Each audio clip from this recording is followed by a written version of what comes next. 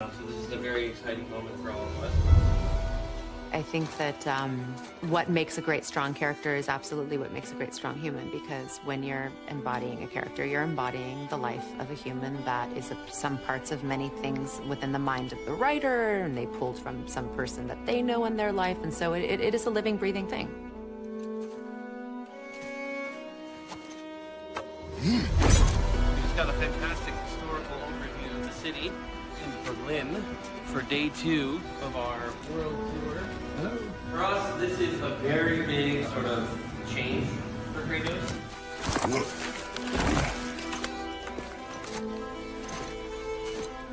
Yeah, there were times when my wife was holding the camera and FaceTiming a basketball game so I could watch it while I was at some corporate offsite meeting or something like that. You just do what you have to do. You know, we all as a family had to balance. And were there struggles? Were there tears? Of course there was, but that's life. You get through it, and we're all still around, and everyone kind of grew from those moments. That was the last. All right, let's do this thing. Never played a God of War game, but what's exactly the nature of Kratos? It's a very good question. What is the nature of Kratos?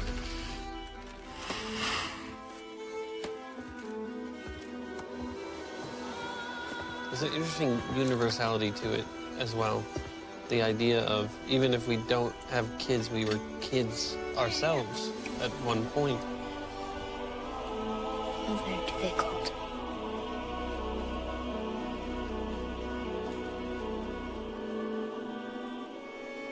Mother, do they call to me? So this game, God of War, this iteration is probably the most personal project I think I've worked on in my entire career. Yo diría que este God of War es el ejemplo más personal de God of War. Y dar también las gracias al equipo de Santa Monica Studios por estar aquí. That is the true challenge of parenting, is not to sit there and hide the world from them, but to prepare them, you know. Go through the pain. Yeah, to go through the pain.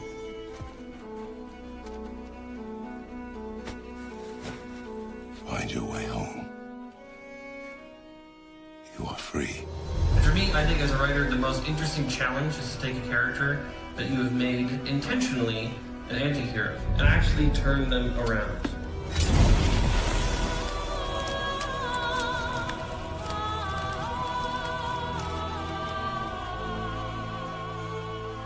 I think a difficult thing for anybody is the time you put into it. At the end of the day, we're going to spend nearly 4.5, almost 5 years on this thing. 5 years. 5 years, and at the end, you have one thing. And then one day, it's out there, and either everybody loves it, or everyone hates it, or even worse, they're indifferent, and it's just crickets, right? And that's it. Like, it's such feast or famine.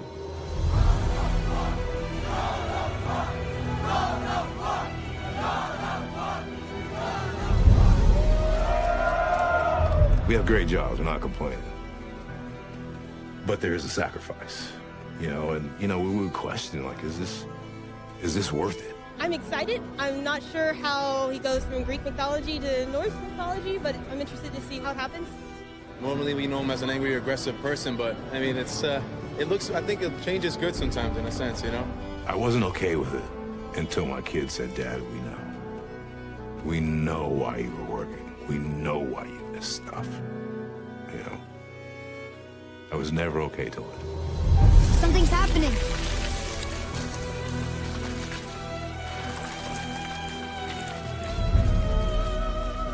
It's Mahler. This right here represents 5 years worth of work going gold. The incredible team that I worked with, so many people, and then Yumi Yang, the most important person for my sanity throughout this entire crazy journey. By now, I had read through this remarkable adventure. And the one thing I got out of it was this character's love for his son. Oh, look at that. PlayStation Europe retweeted. PlayStation retweeted. Oh, seriously. That's us. The first time we met the world serpent. But how?